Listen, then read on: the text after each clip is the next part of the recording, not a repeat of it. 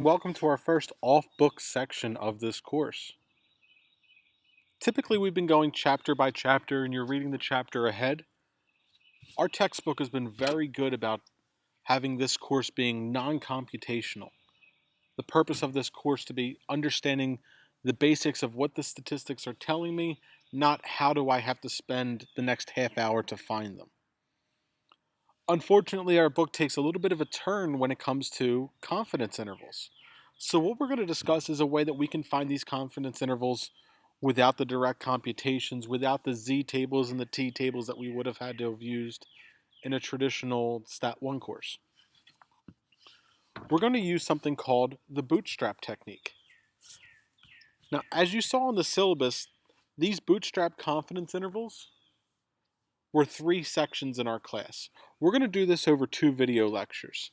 So the first video lecture is going to introduce the concept of bootstrapping and show us how we're going to find bootstrap confidence intervals for a population proportion.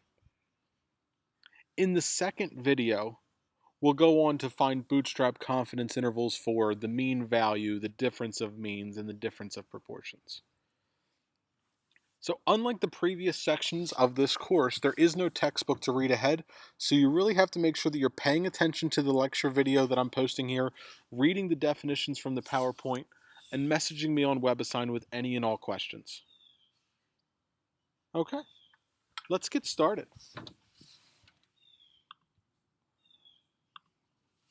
Bootstrap confidence intervals, pulling ourselves up by our own bootstraps. The first thing we have to do is understand what a confidence level is. The confidence level describes the uncertainty associated with a sampling method.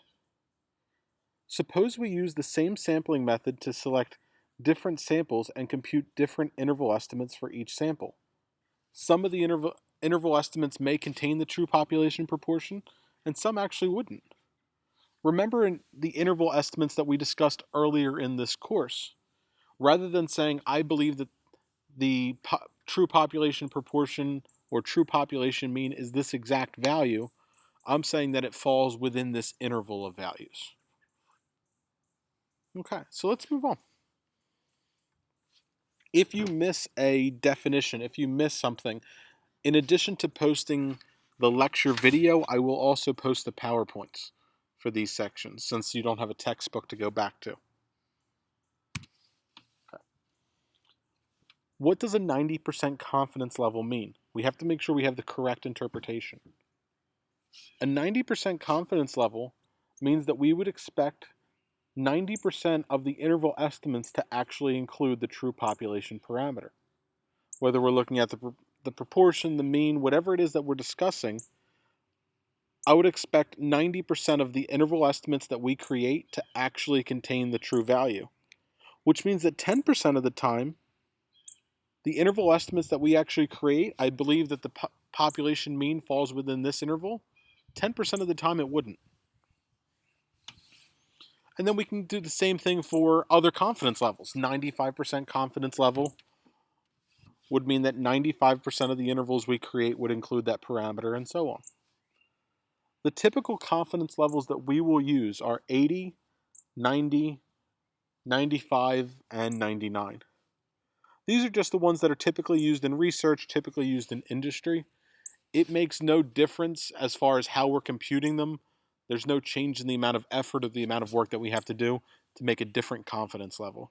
So sometimes they may throw you a curveball and ask you something about an 88% or a 93%, but we're pretty much going to stick with these industry standard 90, 95, 99, and so on. Right. So, interpreting a 99% confidence interval. There is a correct and incorrect way to state our interpretation. Let's go through it.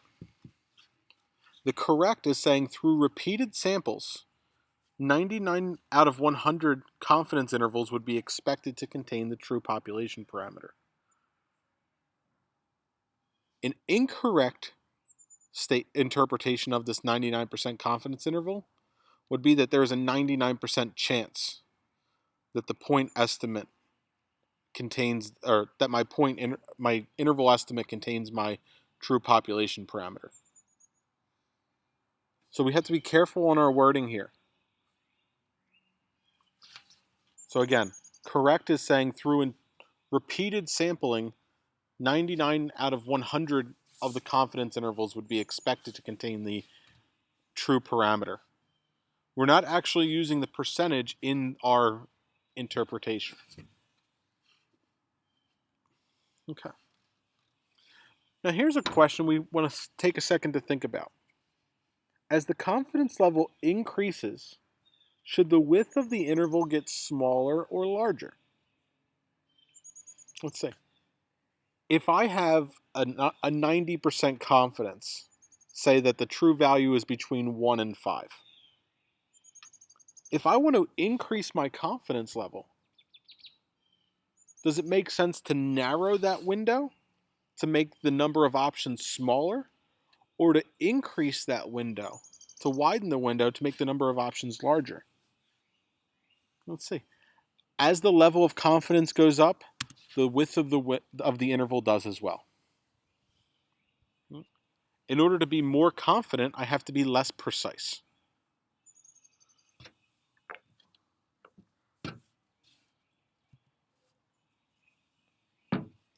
To construct a confidence interval, we're going to briefly discuss how I would have constructed a confidence interval in our traditional Stat 1 course if I already told you what the margin of error is.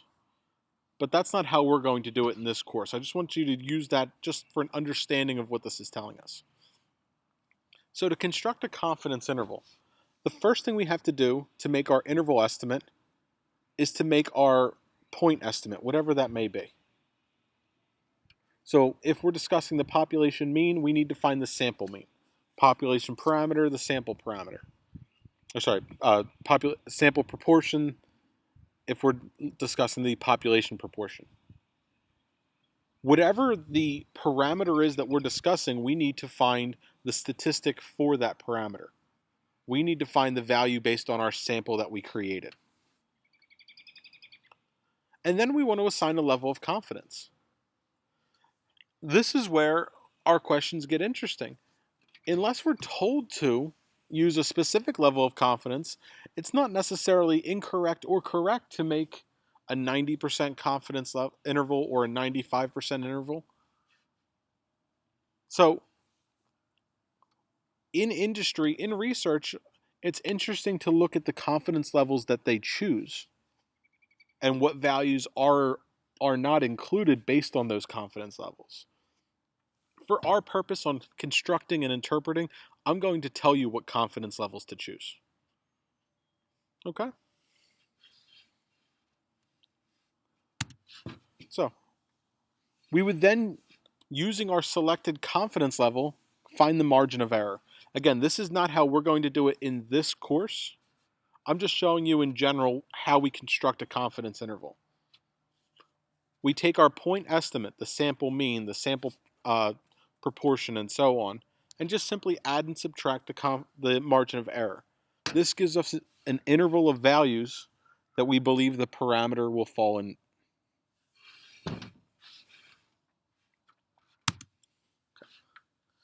Because finding the margin of error can be challenging, this is not something we're going to do directly in this course.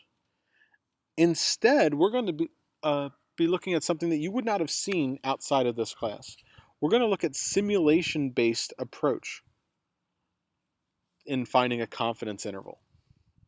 And I'm going to show you what that means in just a few minutes. But let's say I already had the margin of error in front of me. Let's look at example 1. A survey of 2,306 Americans aged 18 or older, conducted by Harris Polling, found that 417 have donated blood in the past 2 years. This is a slightly older question. Let's hope that those numbers are a little bit higher now, knowing that blood donations are in high demand because of the pandemic. But getting back to the question, the first part of this question is to obtain a point estimate. for the population proportion. Now, we we polled just 2,306 Americans. This isn't every American. So if I'm trying to find out the true value for all adult Americans, we're going to use the sample that we created. How would I find the sample proportion? Well, the sample proportion would be what? Lowercase or x over lowercase n, the values with that characteristic that we're looking for, in this case, donated blood, over the sample size. So it's simply just 417 over the 2,306. 0.181. Unless the question asks you to round to a specific place value, don't round until the very end. Otherwise, we're going to have a compounding rounding error. So 0.181. This is the sample proportion. The point estimate is my sample proportion. Now, the next question says, if I have a margin of error that's already known of 13 thousandths, that 13 thousandths means that I can be off by 13 thousandths in either direction. So again, if we go back, I'm going to add and subtract that 13 thousandths from my point estimate. So to create my confidence interval, I simply add and subtract the 13 thousandths, and I have a confidence interval. Now, this was really straightforward and really easy because I did the hard work already for you. I found the margin of error. What we're not going to do is find the margin of error directly in this class. We're going to find the margin of error using simulation-based approaches. But just so we get the idea, let's try one more example like this.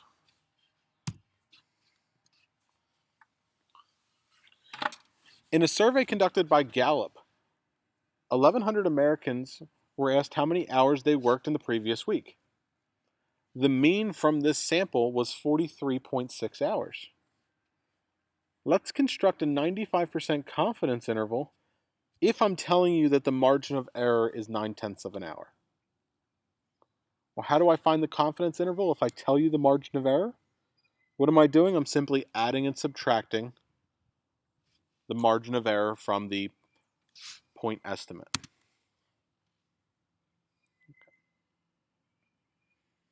So this is straightforward. Where our class is unique is next. Let's finish our example first. Which of the following is the correct interpretation? There is a 95% probability that the mean number of hours worked by an American adult in the previous week is between that interval. We are 95% confident that the mean number is within this interval, or 95% of Americans have worked between that interval. If we go back to the correct interpretation here, we have to use the terms confident. We are 95% confident that the mean number of hours worked by an adult American in the previous week is between these two values. So this would be our correct interpretation. When we put everything all together at the end of this section, once we discuss how to actually find these values by hand, when we put this all together, we're going to have to summarize at the end. And this sentence that we just posted is that summary. All right. So here's where things get interesting. The empirical bootstrap is a statistical technique popularized by Bradley Efron in 1979. Although it's remarkably simple to implement, bootstrapping would not be feasible without modern computing power. The key idea is to perform computations on the data itself to estimate variations of statistics that are themselves computed from the same data. That is, the data is pulling themselves up by its own bootstraps. Hence, bootstrapping. Pull yourself up by your own bootstraps. What is this actually saying? What does bootstrapping do? It uses the information of a number of resamples from our original sample to estimate the population parameter. So what bootstrapping does is once I have a sample, I'm going to resample from that sample. These samples are taken with replacement, meaning if I take a term out, that term is replaced back in. I can select the same value more than one time, the same data point more than once. The size of the resamples that I take are the same size as the original data set. Once we have enough of the Bootstrap samples, and we're going to discuss how many is enough, we're then going to use those Bootstrap samples to create a distribution. And then from that distribution, we'll have our confidence interval. It sounds pretty challenging, but it's not nearly as bad as it sounds because StatKey is going to do the heavy lifting for us.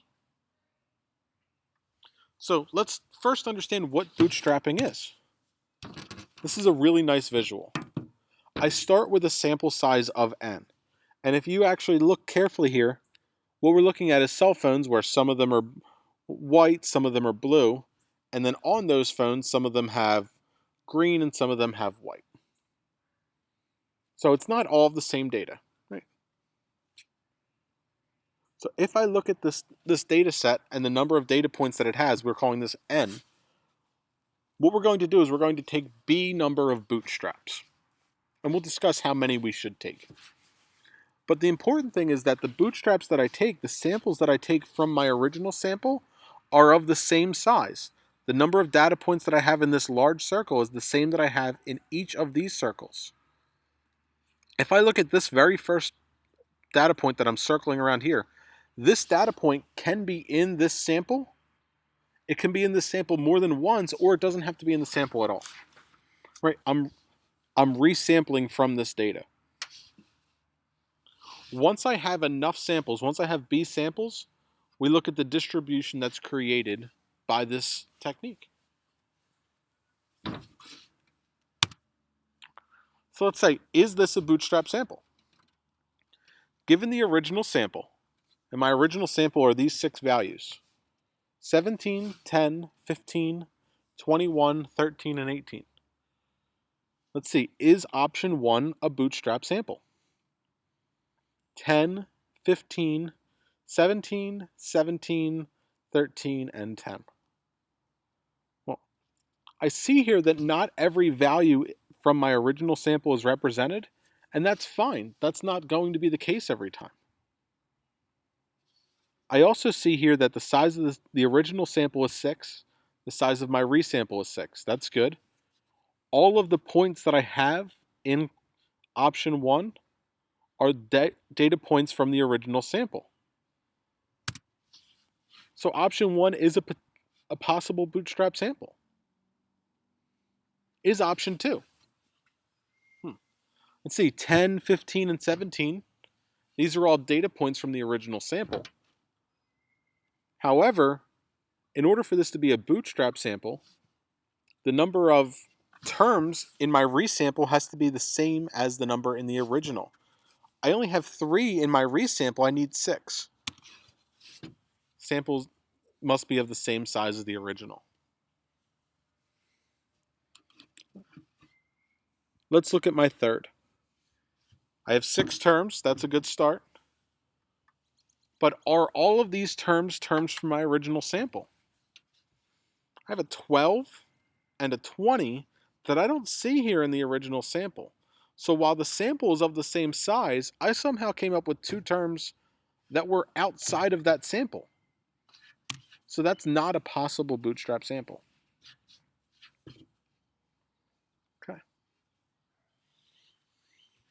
So what we're doing again is we're taking this original sample of these 6 terms and we're continuously resampling from this. This option 1 would have been one of my possible bootstrap samples. We're going to talk about making tens of thousands of these bootstrap samples. That's why we're doing this using technology. So let's go back to question 1.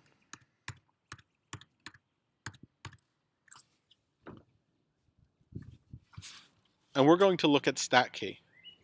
In question 1, we said that 417 out of 2,306 adult Americans donated blood. So let's go into stat key.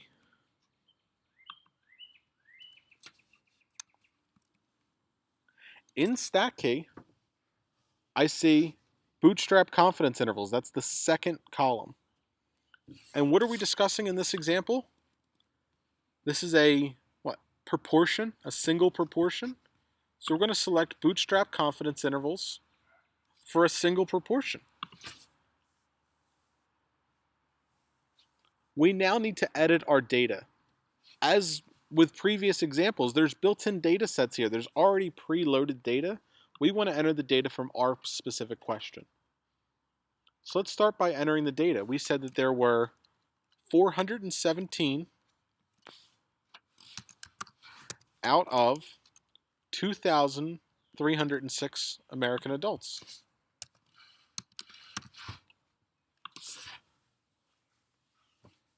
If I'm making a confidence interval, in this case, I'm making a confidence interval that is a 90% confidence level, I'm going to have values that fall outside of the interval to the left and outside of the interval to the right. So we're eventually going to make this a two-tailed dot plot. But in order to actually make this tailed, we first have to generate samples.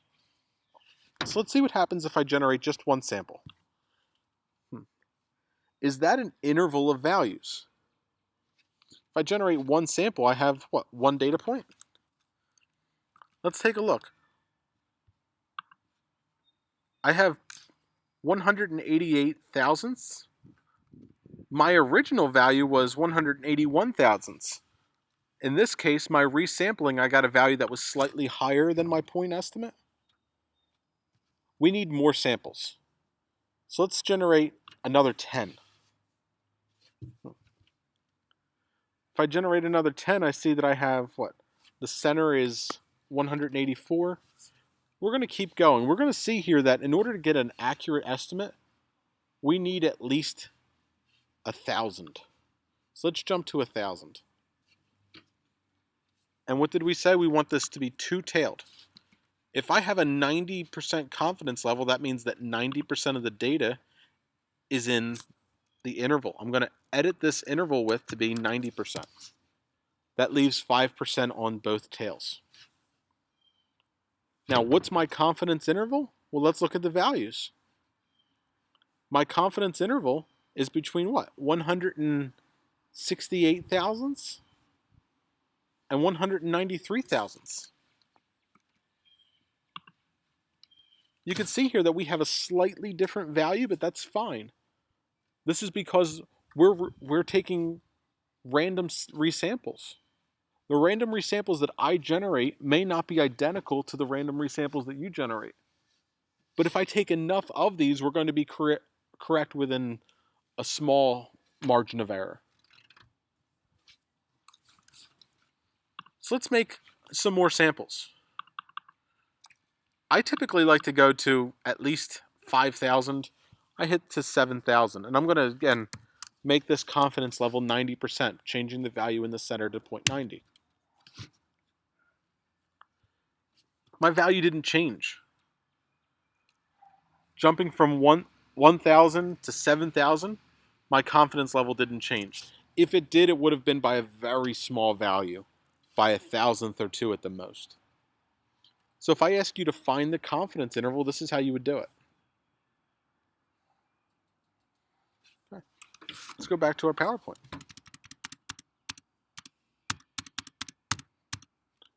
So this is an example where I'm just making my samples the same way that we just did. The step-by-step process. Again, what did we do? We selected confidence interval for a single proportion. We edited the data to correspond with our specific question. And then what we're missing here is that we generated samples. We need to generate samples before we can select two-tailed.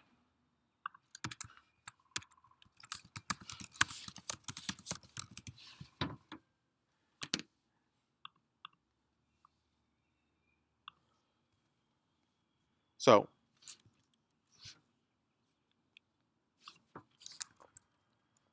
just changing this just so it's very clear when we go through for our next question.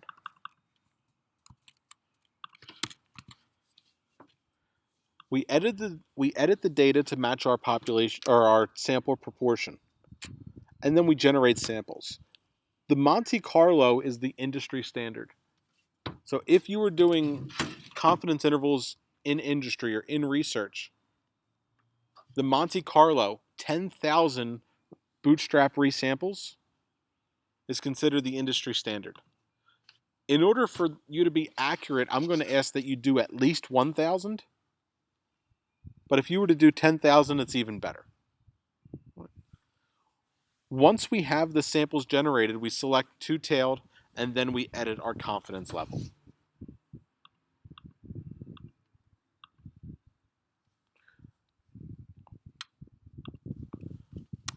So let's look at a third example.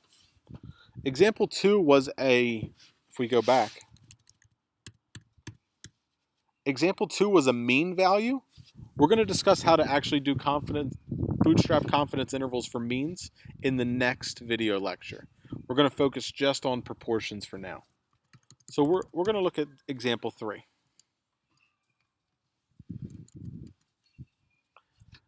Low levels of testosterone in adult males may be treated using androgel. In clinical studies, 234 adults who were treated with androgel, it was found that 26 of them saw an elevated PSA. The PSA produces a protein in the prostate gland. If you've heard the term androgel before, that's probably because you're a baseball fan and heard of Barry Bonds. Okay. If we want to construct a 95% confidence interval for the proportion of adults treated using androgel, what we have to do is first go to StatKey. Let's go back to StatKey here, and I'm going to start from the beginning. We're looking at Bootstrap confidence intervals, and we're still looking at a proportion, right? 26 out of 234. So I'm going to select the confidence interval for a single proportion. And then I have to edit my data. Again, 26 out of 234. And then I want to generate my samples. I'm going to start with the thousands. There's no reason to generate one at a time. This is why you need the computing power. This is why bootstrapping in itself is very easy to understand, taking continuous resamples. But if I had to do 10,000 of these by hand, it wouldn't be feasible. Okay. So I have my 10,000 bootstrap samples. I want to select two-tailed.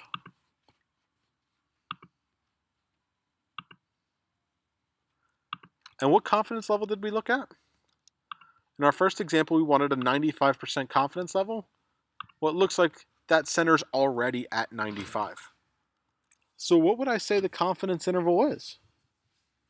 I'm saying that I have a 95% level of confidence that the true proportion of people who used androgel and had that elevated PSA is between 73 thousandths and 154 thousandths, or between 7.3 and 15.4%.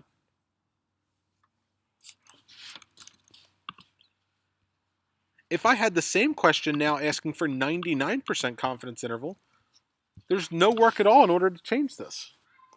I already have my data uploaded to StatKey. How do I make this a 99% confidence interval?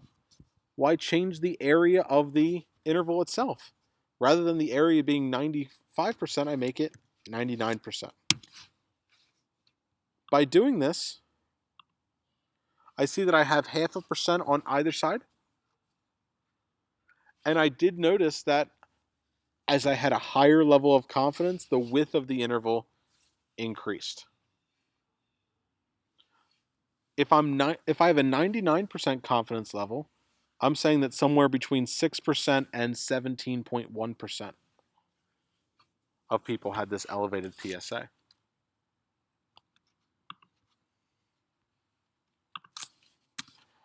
So let's look. This is the data that I showed you, and this is the same confidence interval that we had for our 95%. And we had a very similar value for our 99%. The low end was the same, but our high end was slightly higher, off by a couple thousandths. Again, that's just because my sampling and your sampling may not be the same. These questions are going to have built-in wiggle room. There's going to be a tolerance here whether you're off by a couple thousandths in one direction or another.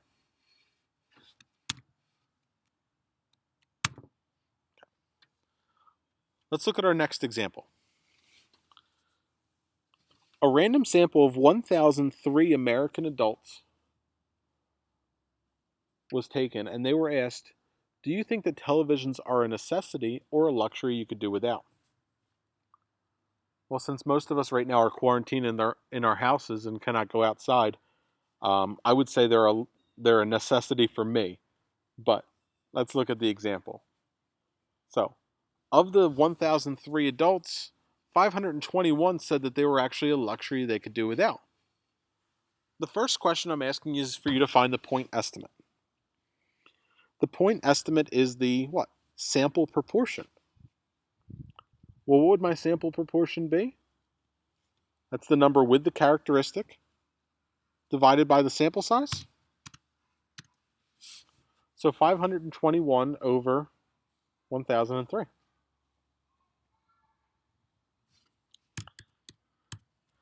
My next question is asking me to construct a 95% confidence interval.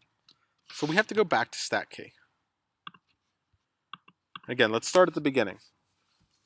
Confidence interval for a single proportion. I need to edit the data to match my question. 521 said they could do without a television out of 1,003. Now let's generate our samples. And I'm going to generate a decent amount of these samples.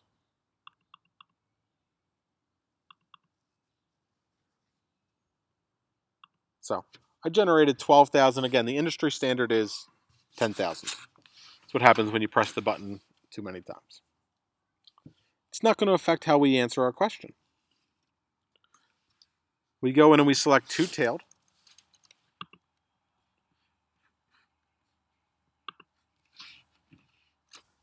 And if we're looking at a 95% confidence interval, that center is already 95%. We have 2.5% on both of the tails. So what are we saying?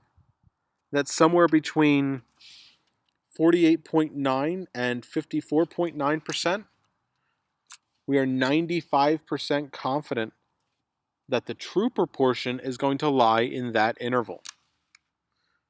48.9% and 54.9%. So let's go back.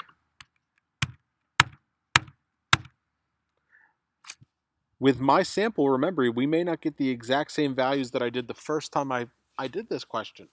And that's because the resamples that I take aren't necessarily the same as the samples that I got the second time. So we had what? We had the 48.9 and we had 54.9, and this was 55.1. So a difference of 2 thousandths. Not a significant difference at all. So we have our confidence interval. How would we interpret this interval? To interpret the results, again, we are 95% confident that the true proportion of American adults who believe television is a luxury falls in this interval. Which means that there are values below the interval and values above. It's possible that the true population parameter is lower than that 48.9 or that it's higher than the 55.1%. So, is it possible that a supermajority, more than 60% of adult Americans believe that television is a luxury they could do without? What did we say? We said we were 95% confident the values fell within this interval, but that does mean that there's values above and values below. So is it possible that more than 60% believe they could do without television? Well, if I take a look here, it is possible, right? There's values that are above. Is that a likely scenario? No. The majority of the time, we're expecting the values to fall in that interval. Right?